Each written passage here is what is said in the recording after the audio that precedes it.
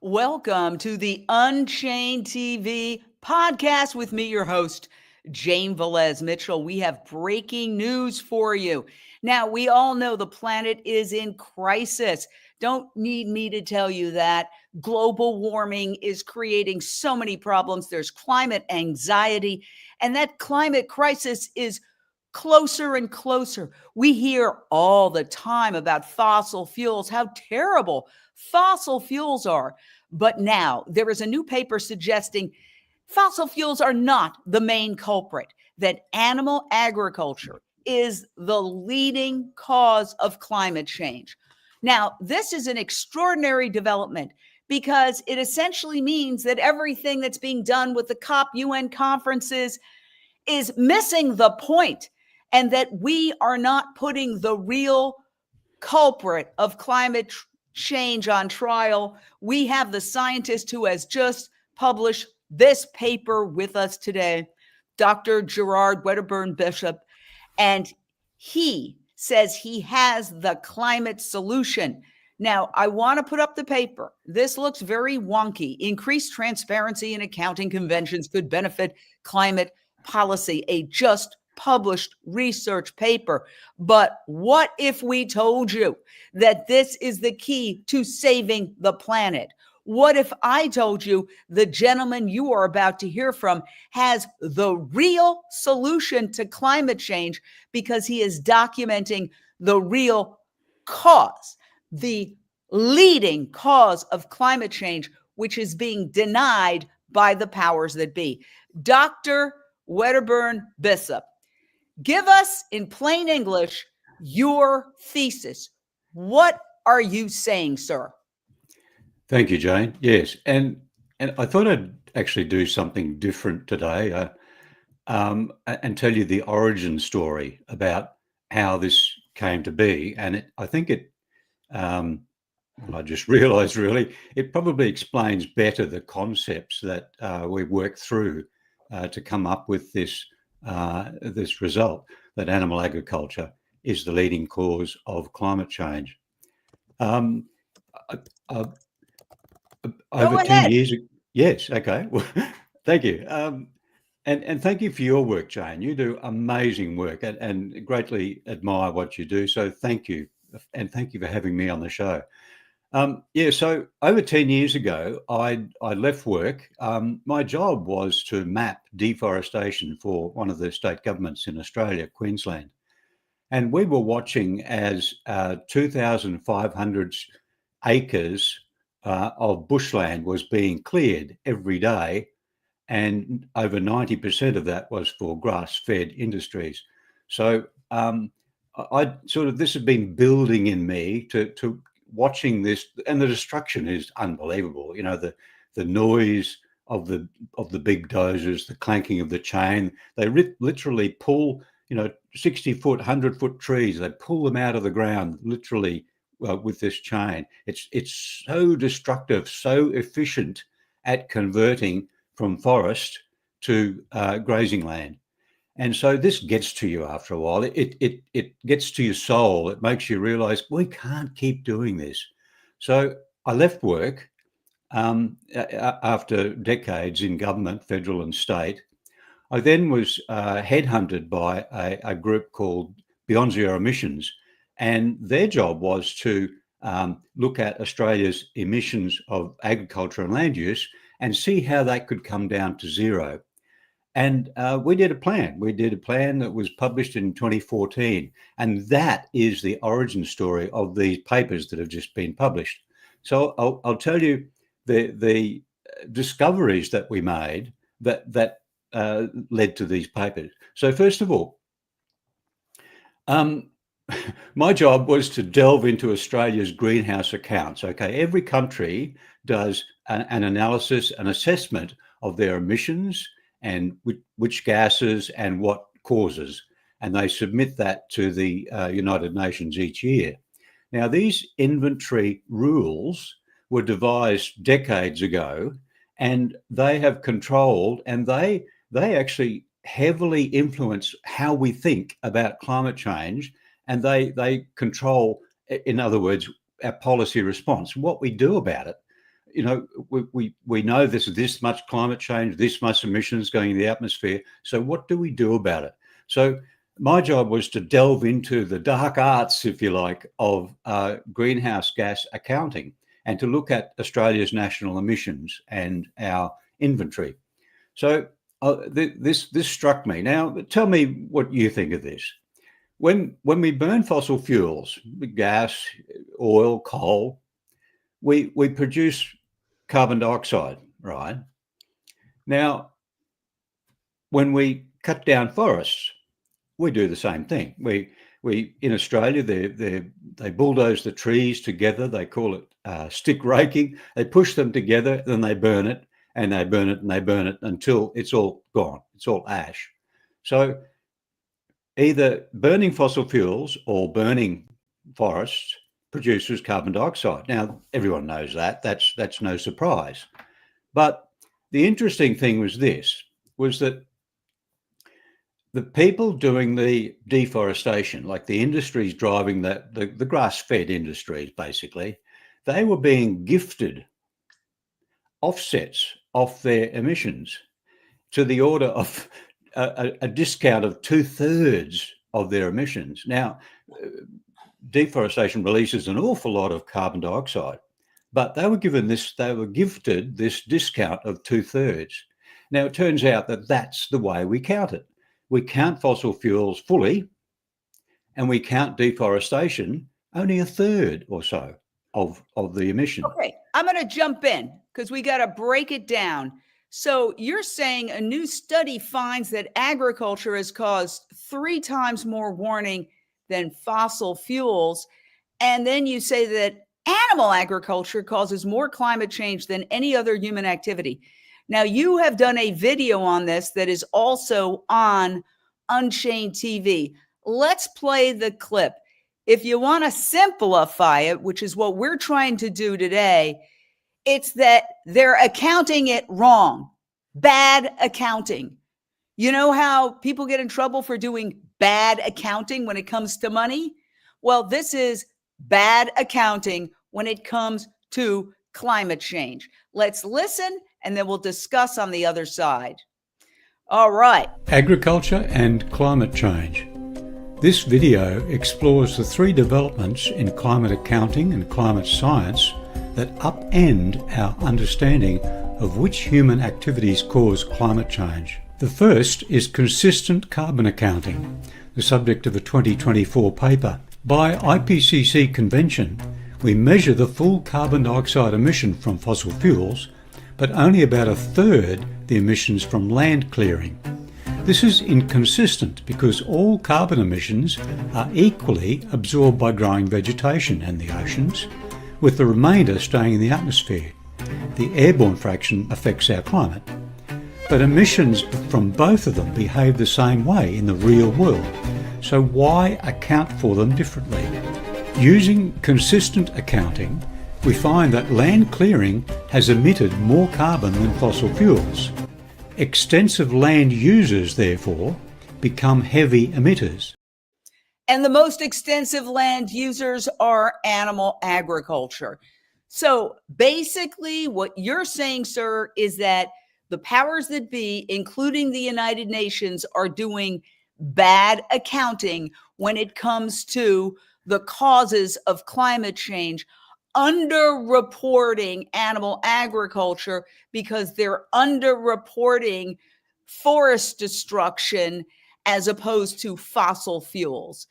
And now it's very interesting that you should say that because there have been articles that have questioned the policies of the IPCC. I will play those in a second, but tell us in people terms, why on earth, given that our Earth is in crisis, would they do bad accounting when it comes to what's causing climate change? Yes, thanks, Jane. There are actually good reasons for doing what they did early on. You see, when the conventions were developed over 3 decades ago, they knew that most of the emission of carbon from any source was actually drawn down by other growing vegetation. So nature has been doing an amazing job at sucking down our CO2. But and so what they reasoned was this, that they reasoned that what's left in the atmosphere is the part of that emission that actually influences climate. What's drawn down by vegetation is locked up. Therefore, it does no longer influence climate. And there is logic in that, except that exactly that same process happens to fossil fuel carbon dioxide. When we burn fossil fuel carbon dioxide, most of it is drawn down into vegetation, but we count it differently. So as you said, you hit the nail on the head. It's just due to dodgy accounting, and it's accounting rules are hidden. Most of us don't delve into that level of how we add up, how we look at our emissions, but that's the problem. Okay, so let me go to an article that I want to highlight. The meat industry blocked the IPCC's attempt to recommend a plant-based diet. A leaked draft revealed how the meat industry is obstructing efforts to curb climate change. So, you're saying, well, this was done in good faith. They did this because they thought it made sense at the time. But that article implies that they know full well the IPCC is the Intergovernmental Panel on Climate Change. It's the UN's leading climate change agency. They have those infamous COP conferences where they get together all over the world and nothing much is accomplished. Climate change is just getting worse.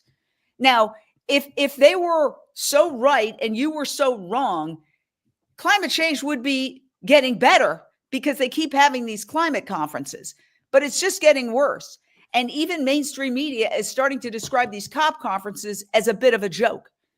Now, you're saying, well, they were good-hearted and they're blah, blah, blah. But this article implies that there may be financial motives or industry pressure at work to suggest strongly to the UN, no, do not recommend a plant-based diet.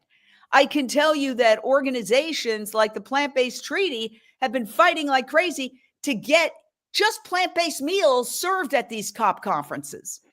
And, we've had a reporter at the Glasgow COP conference go in and be hard-pressed to find there were a couple of measly vegan items. They're serving meat. So is it a question of meat eaters don't want to change their habits? Is it a question of the meat industry putting pressure on the United Nations not to make a switch and say animal agriculture is the leading cause? I would guess it's a combination of those factors. What do you say, Doctor? Yeah, I think you're dead right, Jane. The industries know full well what's really going on, and they've known it for a long time, and they've hidden behind the rules, if you like, the conventions. In fact, they try to double down on pulling the wool over our eyes. But you may have noticed that, well, in Australia at least, the green beef and the climate neutral beef claims that they were making just a few years ago, they've realized that this is just not quite the case. So they've silently withdrawn those claims, but they still push ahead with the disinformation, and they still push hard. You see, the government, the United Nations body that looks after climate is a really interesting combination of two faces. You see, there's dozens, in fact, hundreds of scientists who work together on climate science, and they put out these big reports on climate science. What is the science? What's happening? And trying to get a better understanding of what's going on. And that science is solid. However, from that science, they produce policy documents and guidelines, which are what we're talking about here, the guidelines on how to count emissions.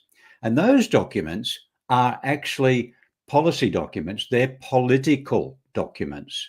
So that's where the lobbying and the influence comes in. The meat and dairy industries lobbies, in fact, are outnumber the fossil fuel lobbies at some of these climate conferences. So they know that truth will come out eventually, but they're increasingly trying hard to keep a lid on it. But that's the problem. Well, the The truth walls. will, if the truth comes out eventually, it may be too late. Now, according to Sir David Attenborough, who has a great documentary called Breaking Boundaries, there's only something like 9 boundaries. Like once we destroy the ice caps, we can't call Amazon.com or go on our phones and order new ice caps. Once species are extinct, aside from some crazy scientists trying to play God with wolves, we're not going to be able to get these species back. These boundaries are being broken at lightning speed. So it's not a question of the truth will come out.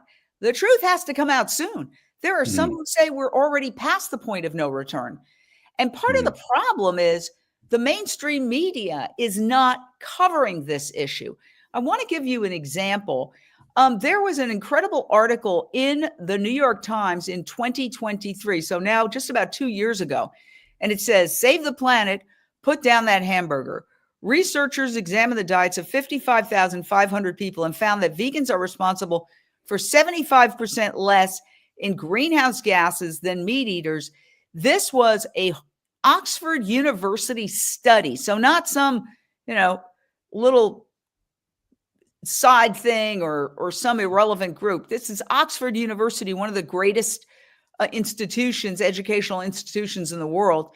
Now, nobody picked up on this article. And this article wasn't like the top. Listen, this is essentially the solution to climate change. If everybody reduced their greenhouse gas emissions footprint by 75%, then collectively we would reduce human-induced greenhouse gas emissions by 75%. You'd think this would be on the front, right at the very top. Hey, we've got a solution. You'd think that CNN and NBC and CBS and ABC and all these places would cover it. No, not one pickup. See, advertiser-based mainstream media, which is why I started Unchained TV. I started Unchained TV because I was in the mainstream media for 30 years. You don't have to have somebody knock on your door and say, hey, don't talk about this. All you see is the advertisers. The advertisers tell you who's keeping the lights on at the news media. Okay. And it's mostly fast food and pharmaceuticals. And they are one and the same because people wouldn't need all those drugs if they weren't eating all the bad food that's giving them high cholesterol, heart disease, obesity, cancer. Nobody in the media talks about the fact that processed meat is officially declared cancer causing by the World Health Organization. Nobody. They never mention it. I mean, you really have to dig hard to find that. So when we say, there's these accounting errors, are we underplaying it? Is this, I don't want to be conspiratorial, but is this a conspiracy to keep the truth about climate change from us at our own expense? Because everybody's going to suffer eventually, even the executives at the meat industry. If the planet becomes uninhabitable for humans because it's just too damn hot, they will be affected too. I mean, is this mass slow suicide? Yes, you're dead right, Jane. The planetary boundaries that we've busted through, that we know we've way overstepped, 6 of the 9 planetary boundaries, we're already over the limit. And the greatest driver in at least 5 of those is actually agriculture, the greatest driver. That's well recognized. But as you say, it's just not coming out. Everyone targets fossil fuels. If you stopped someone in the street and said, what's causing climate change? They would say carbon dioxide and fossil fuels. But the fact is, it's cutting down the 3 trillion trees that we have on planet Earth. It's releasing all that methane that we have, that in the short term is the biggest lever we have actually of controlling climate. But the methane it paused for a while just after the turn of the century. The methane in the atmosphere paused for a while, and everyone was saying, "Oh, this is wonderful. We don't have to worry about methane anymore." But the trouble, after a few years, it just kept going up, and now it's going up more steeply than ever. And the interesting thing is that they don't know exactly. They can't put their finger on where this methane's coming from. But there was a report came out in one of the Australian universities just last year that said that they looked at slaughterhouses across Australia, and they looked at numbers of animals. Australia has tight regulations. They have an agency that counts all the agricultural statistics, and they were saying there's so many cattle in Australia, so many sheep, etc. But this study looked at how much meat is being produced and all of the stats about the animals, and they found that the number of animals could be of beef cattle could be undercounted by 70%. And that's Australia, one of the most regulated countries in the world. So and it's because the farmers were hiding their numbers. They pay taxes based on the number of cattle. So they don't want to declare the full number of cattle. And if that's happening in Australia, it's got to be happening in many other countries. So all this methane and all the trees and carbon dioxide emitted there. And yet, as you say, we're still being told, look away. Look away. This is a real problem, and papers like these that have come out recently, and mind you, my two papers are getting a lot of traction, which I'm very pleased to see in science circles, because that's where it starts. It's got to start in the science for the group think to change, and I think it might be getting that traction. So these are interesting times. We're starting to open our eyes to the true effect of what we're doing, what influences climate change and biodiversity, as you say, and nutrient pollution and deforestation and water cycles and ocean dead zones and water pollution. All of those things are the biggest cause of those things is animal agriculture. It's well known. So we're talking to Dr. Gerard Wedderburn-Bissup, who has published this paper, and it looks sort of innocuous and not very dramatic, but it literally could be the key to saving our planet, saving the human race and all the other species on this planet. And it simply says increased transparency in accounting conventions could benefit climate policy. And these papers are written just because they're scientific papers in a very wonky fashion.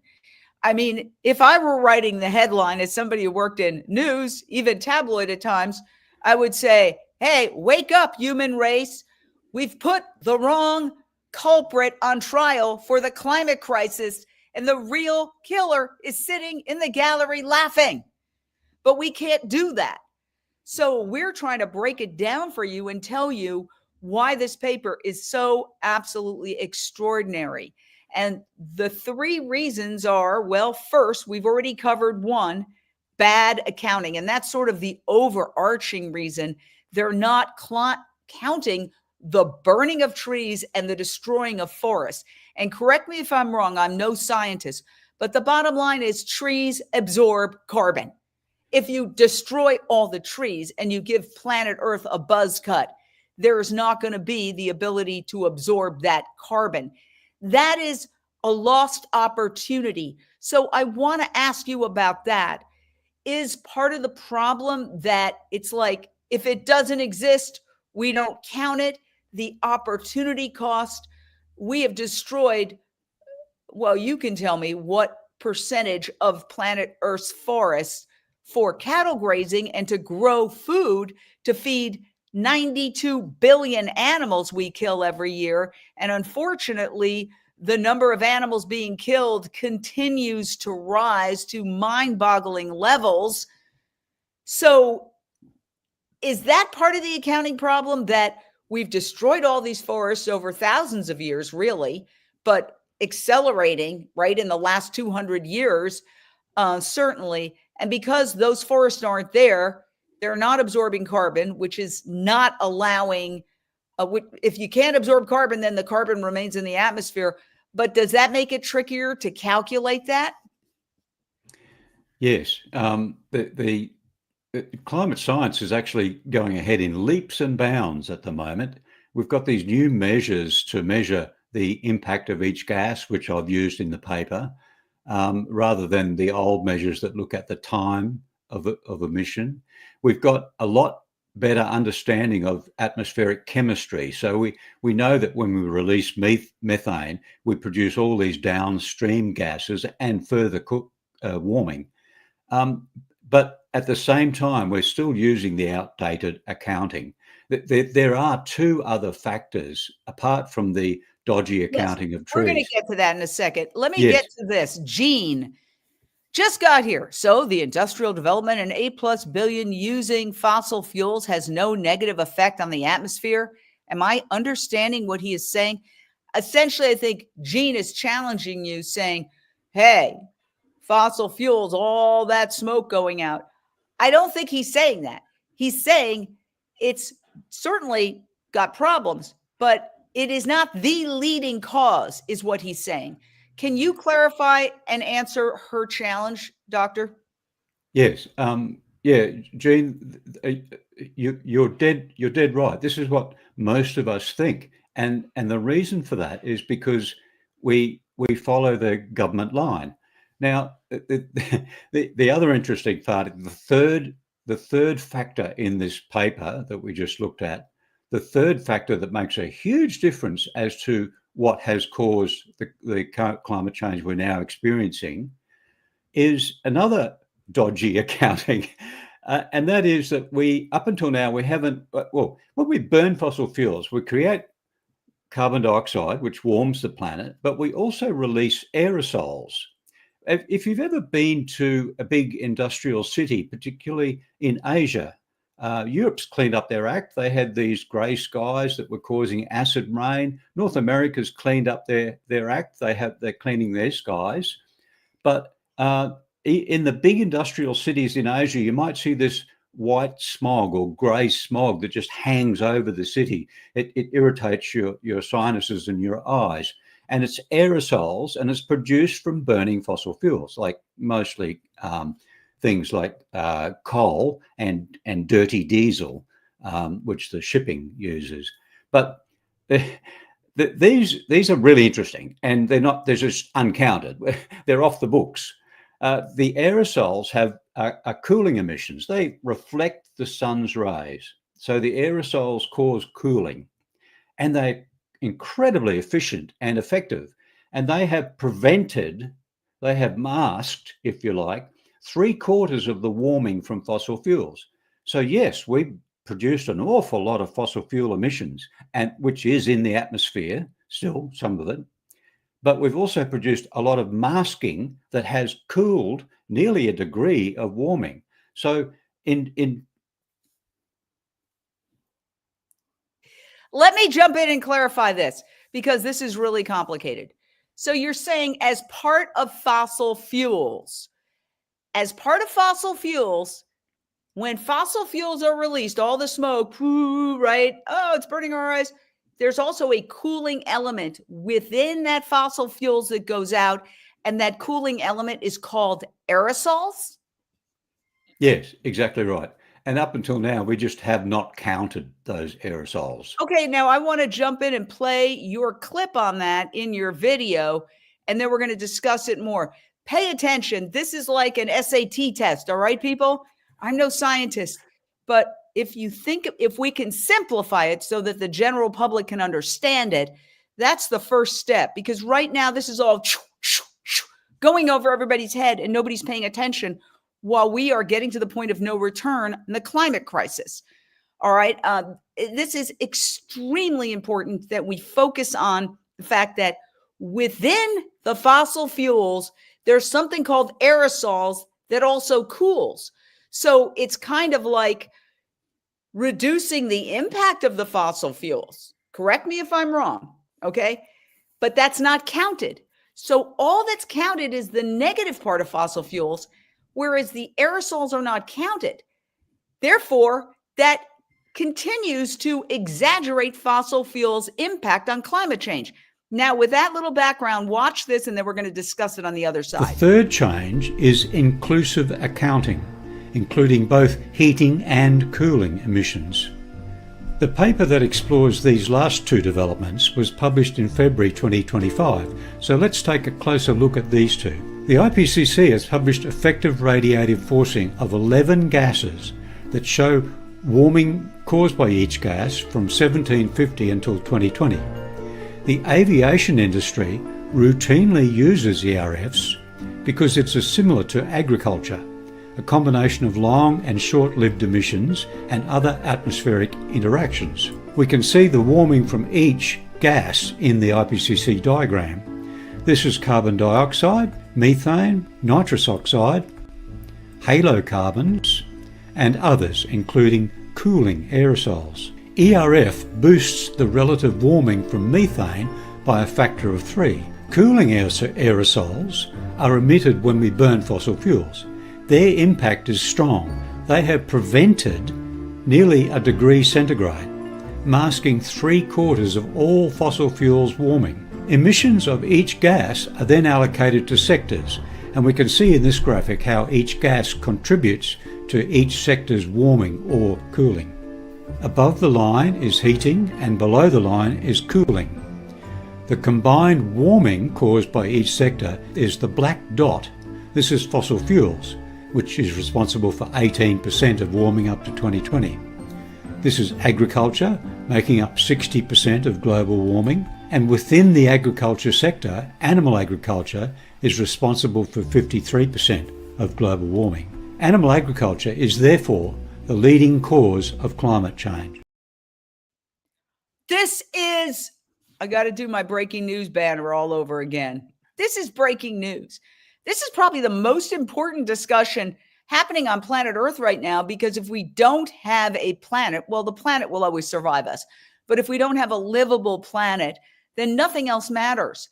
And there's a new paper that this scientist has put out that makes the case that the impact of fossil fuels is being exaggerated because it's not including the aerosols that cool it down. All right. And the impact of animal agriculture is being underestimated due to accounting, whatever you want to call it, legerdemain or whatever they say, fancy accounting. And this is as a result, possibly, of pressure from the meat and dairy industry, and who knows, other industries that also make money from the meat and dairy industry would include, for example, the pharmaceutical industry. I'm not saying that the big pharma is putting on the pressure, but what I am saying is that there's a huge, huge, huge financial incentive for some people to keep the impact of meat and dairy minimized when it comes to climate change. Because, you ask the average person on the street, well, hey, how are you counteracting fossil fuels? Not everybody can go out and buy an electric car. It's very amorphous. It's not like I could stop my fossil fuel emissions, but I can 3 times a day choose to eat a plant-based diet. That's something very realistic that I can do, and I have been doing for the last 28 years. So the point is that this is shocking. It is shocking. And I know that there has been some controversy in terms of why is this reporting happening, but it hasn't gotten into the mainstream. When I find articles on this kind of issue, it's usually on some not big network. So here we have Green Queen reporting that World Bank bats for alternative proteins, calls for shift away from meat and dairy subsidies. The World Bank itself, this is a World Bank website, says changes in farm and food production can cut greenhouse gas emissions by 1/3. And then the third headline says World Bank tiptoes into fiery debate over meat emissions. So we're basically having a behind the scenes battle over whether they should come out, essentially. This is a coming out story. Doctor? Yes, absolutely. It's been hidden for way too long.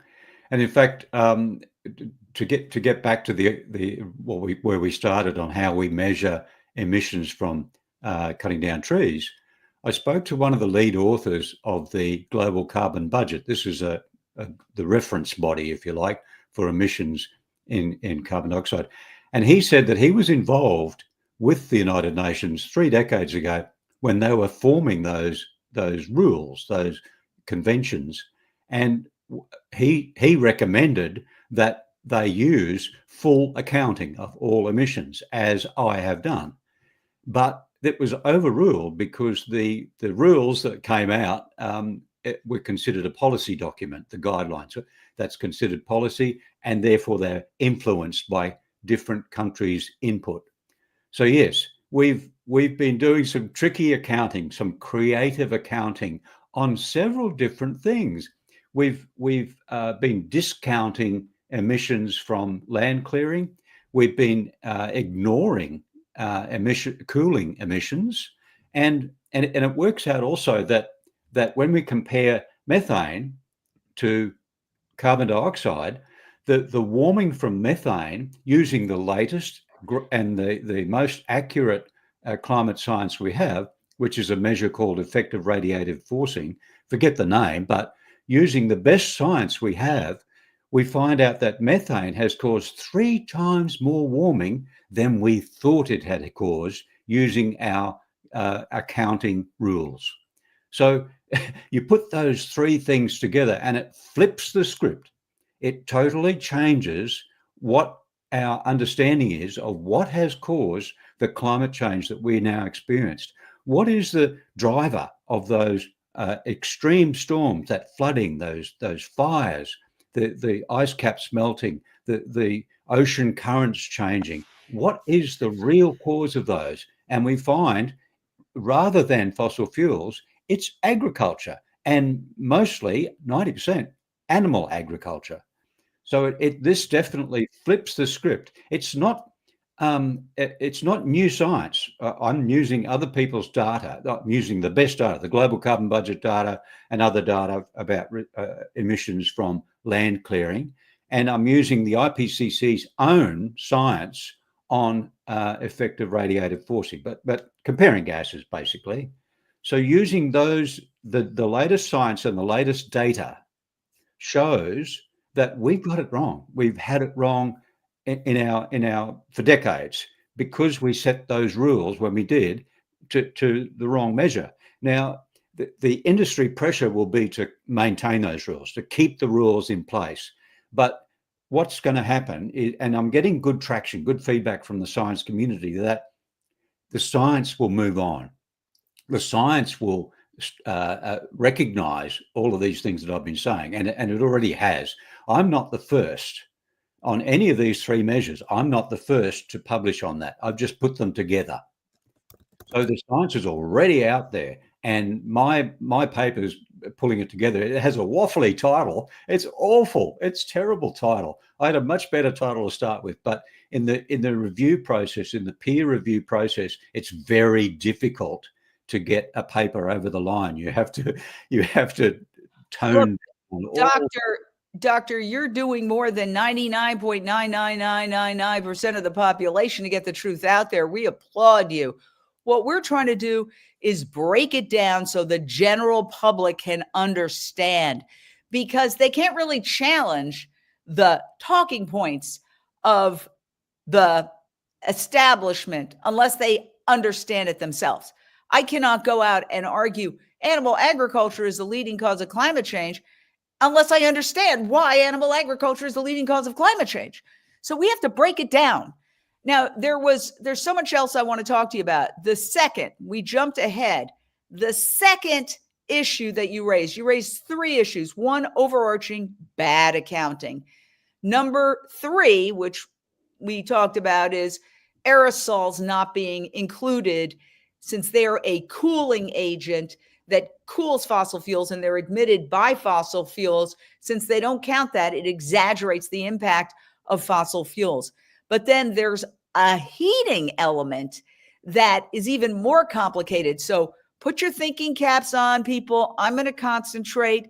This is a very short one, but this is crucial. Here's another thing that isn't being counted. Agriculture and climate change. The second development is to use effective radiative forcing rather than global warming potentials to compare different gases. ERF is the best climate science there is. It's not a future projection, but fitted to known measurements. Okay, effective radiation, I can't even say it. In people terms, you're talking to a 3rd grader now. What the heck are you talking about? Yes, and Jane, it's not that easy to convey because what happens in the atmosphere is very complex. You have different chemical reactions at different heights in the atmosphere. You have methane, for example. It breaks down to form a little carbon dioxide eventually. It also breaks down to form ozone, and ozone at the surface of the planet is a strong greenhouse gas. But let's Now, get back to the effective radiative forcing, if I said that right. yes, yeah, effective radiative forcing is a model, if you like, that combines all the impacts of all the different gases. So we've had other measures that compare gases, say methane to carbon dioxide, and they're trying to fiddle that to downplay the impact of methane. But if you look at the best science there is now, which is this effective radiative forcing, you find that the impact of methane is 3 times more than if you were to use the measures that are now in the guidelines, in the rules.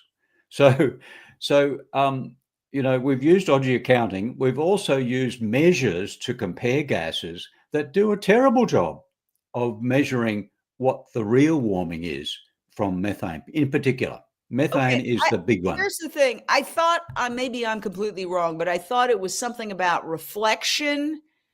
I'm not I don't understand effective radiation, whatever that was. Say it what it is, and then explain it as quietly as you possibly can, as simply as you can. Yes, effective radiative forcing is it's a measure of our emissions, what our emissions do to the temperature on the surface of the planet. How much warming do they cause?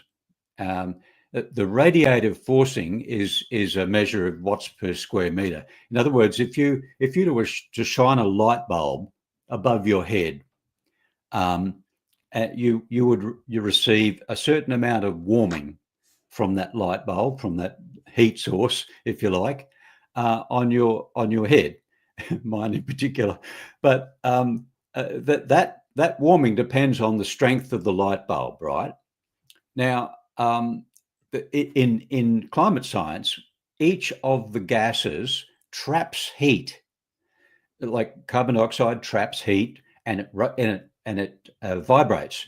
Methane traps heat, and those molecules vibrate, and they emit warming. So the energy that's being taken from the sun's rays and then hits these gases and then warms the planet. If we didn't have these gases, by the way, we'd live on a frozen planet. So we need some of it, but we don't need as much as what we have now. And so the effective radiative forcing is a measure of how much warming do we feel on the surface of the planet from that amount of gas in the atmosphere. And it is the best science we have right now. These are the best models. They're not forward projections, they're fitted to data. But you're saying it's being miscalculated. Yes, we're using the measure that we use now, which is a thing called global warming potential. It actually miscounts the warming from the non-carbon dioxide gases, particularly methane. Methane's the biggie. Methane is really interesting because even though it's here for only 10 years or so, methane has caused, since 1750, methane has caused half of the current global warming we are now experiencing. So methane has been responsible for 0.6 of a degree of global warming. Now, you don't hear that very often either. That's hidden away. Let me jump in and ask a question because this is so important and so informative. But when people talk about methane and animal agriculture, they generally make a joke. Oh, cow burps and cow farts. Now, why is that ridiculous to reduce it to that when it's so much more? And how would you characterize animal agriculture's contribution to methane gas? Yes, well, it's well known that methane the largest source of methane is animal agriculture. It comes from them digesting their food, their grass, and burping and etc., as you said. It also comes from the waste that's washed out. It also comes from in piggeries, for example. All their waste is washed into lagoons, which you don't want to go anywhere near, and they produce an enormous amount of methane. And not only that, it's also when these foods, when animals are eaten, the waste that is then produced from us and from in landfill, it also produces methane. So methane is by far the biggest source of methane is animal agriculture. There's no question of that. That's known science. Close behind that is methane from fracking, from coal seam gas. And that comes from coal mines and comes from natural gas exploration leaks in both of those. So, and yes. Okay, so I want to get back to a couple of things while we have a few minutes left. One is that, again, correct me if I'm wrong, I'm no scientist, but my understanding is back in 2006, the United Nations published a report called Livestock's Long Shadow, which is still online. You can just Google Livestock's Long Shadow and it comes up. And essentially it says that animal agriculture is responsible for more greenhouse gas emissions than all transportation combined. And when people think of fossil fuels, a lot of times they think of transportation. There's giant factories, but again, they have no control over that. They have control over what they drive. So when the United Nations said that animal agriculture is responsible for more greenhouse gas emissions than all transportation combined, that was a big thing. Again, not getting the kind of coverage. But then my understanding is they began backtracking on that. And according to some reports, there was industry influence. And then it somehow went down to 18%. And then it went down to like 14.5%, which is what a lot of news media cover. No wonder they don't think it's worth covering when it's only listed as 14.5%. But that can't really be true if what you're saying is right. It's the leading cause. So do you know anything about the politics of why the United Nations in 2006 essentially admitted sort of what you're saying, that animal agriculture is responsible for more greenhouse gas emissions than all transportation combined, and then proceeded to backtrack on that for decades? Yes. That report was a seminal report. It was brilliant at the time and well needed. It didn't count everything, of course, but what happened to the guys who were the authors of that report is that they were hounded out. See, that organization that produced the report was the Food and Agricultural Organization, and that United Nations body is dominated by industry. And of course, the biggest of those is the one with the most money is the meat and dairy sectors. So they hounded out these authors. Some of them left the agency. Some of them retired. Some of them wouldn't speak to media after that. It was a terrible travesty. And then they got industry involved and they downgraded the 18% to 14.5%. But of course, they didn't count things properly, which is what this work does. Yes, for so long, the emissions from meat and dairy have been downplayed. And there's lots of pressure right now, to change the metrics that we have to measure methane. And from this work, we know that methane is underreported. But what they want to do is further reduce the influence of methane. So they're coming up with all sorts of new metrics called global warming GWP star, which is a model which says that, okay, a constant number of cattle, constant emissions won't produce any more warming. The problem with that is that it's not constant. The emissions are going up. They're skyrocketing in the atmosphere. And also their constant level is disastrous for the planet. And the interesting thing about this research is that their research also shows that if you reduce methane, it actually causes cooling. So they're arguing that a constant level of methane is fine, but methane is like, if we've got two big levers to control the climate. One of them is carbon dioxide, and that's a big lever that takes a long time to move. And one of them is methane, which is also a big lever, but it can move very quickly. Now we have this methane lever, and we can move it very quickly. We can move it by going away from meat and dairy production very quickly. And that can actually cool the planet. In fact, it's the only gas. Methane is the only gas that can cool the planet in the near term, in decades, not centuries. So it's a farce what they've done. They're trying to minimize the so-called impact of methane, but it's actually much stronger than they recognize even now.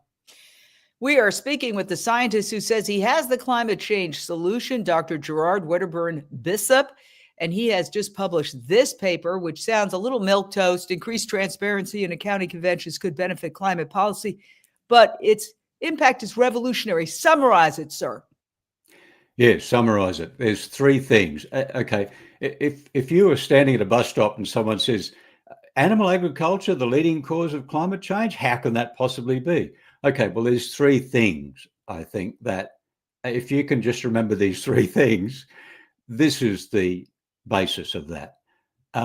Number one, we've been using dodgy accounting to measure tree clearing. Number two, we've been using the wrong metric to compare gases, methane and carbon dioxide. And number three, we haven't counted at all the cooling emissions.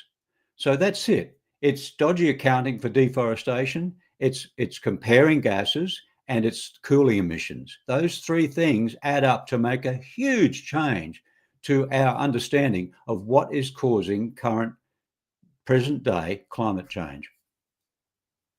What needs to happen to get the United Nations and governments around the world to realize this? Because the implications of what you're saying is essentially another way of saying that is saying the US government is fueling the climate crisis with its subsidies to animal agriculture.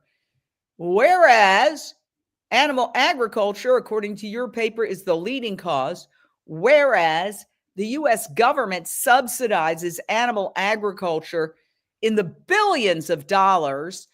The average fast food hamburger would cost not, a couple of bucks, but maybe $30 if it wasn't subsidized by the US government. Wherefore, the US government and other Western governments, but particularly the US government, is funding the climate crisis, the very crisis that many in the government over time, I'm not talking about any administration here, have said they want to solve. So they're spending a lot of money trying to solve the climate crisis that they are actually creating themselves. It's criminal. Yes, it's absolutely criminal, Jane. And these two papers actually go into the policy implications of this work. And the World Bank produced a report last year that looked at agricultural subsidies globally. And they discovered that this language is rather interesting. They discovered that the agricultural subsidies are overwhelmingly harmful to the planet. And of course, most of those go to meat and dairy. So those policies are what this paper targets. If we gain a new understanding of the dangers, the full impact of deforestation, that will put more money into the carbon market to stop deforestation. If we gain a new understanding of the emissions from agriculture, that puts new emphasis on policies that rein in that colossus that produces all these greenhouse gases. And subsidies are an obvious place to start. The subsidies distort the distort the market so fully that we think meat and dairy is cheap. It's not. It's only because of the subsidies. But also, no one is paying for the harms to the planet, the climate harms and the water harms, etc. No one's paying for those. So the subsidies are a start, but also the climate harms are a big part of the future. We must change those policies. I could talk to you all day long. The question is, how do we get the world to... I think some very smart people are aware of this. Bill Gates actually went on national television and said, we need to switch to synthetic meat, which was his nerdy way of saying we need to stop subsidizing animal agriculture and pushing animal agriculture. And he was laughed at. Bill Gates. So the question is, how do we make this change? How do we convince the powers that be that it is in their self-interest, which obviously it is? I remember taking this history course, nothing to do with animals or anything, but this professor was talking about people on Easter Island, and they're in this remote island, and they have these giant statues that they're famous for, and they love to roll them around with trees, big logs, and they kept chopping their trees and chopping their trees and chopping their trees. At a certain point, the professor said, they had to realize if they chop down that last tree, since they're on a remote island, they're spelling their own death. But he said they went ahead and did it anyway. That's where we're at. We are committing slow suicide because we are not looking at the real causes. I myself personally was told, you be quiet when I tried to raise this issue. I would say 6 or 7 years ago at a climate rally. I was told to shut up. People don't want to hear it because they don't want to change their behavior. They love their meat. They love eating animals. So, I'm 30 years recovering as a recovering alcoholic. I thought I couldn't go a day without a drink. And guess what? I haven't had a drink for 30 years. We can wake up. We usually have to hit bottom though. But in this case, we have to collectively hit bottom. And how many fires, floods, and tornadoes, and, the media covers that. I call it catastrophe porn. They're not talking about the solution. They're just getting ratings off of the horror. We have to do something about it, and we have to do something now. Excuse me. I get upset when I talk about this because we're killing our planet. Please download Unchained TV. We are the world's only vegan streaming television network. So it's a vegan Netflix. Okay, that's the craziest thing I've ever heard. I love Unchained TV. Unchained TV. Your life will change. It's just that easy. Unchained TV has all sorts of content for everybody. Unchained TV changed my life. Unchained TV is crushing it. I love Unchained TV. Unchained TV is my go-to. Unchained TV. Who knew?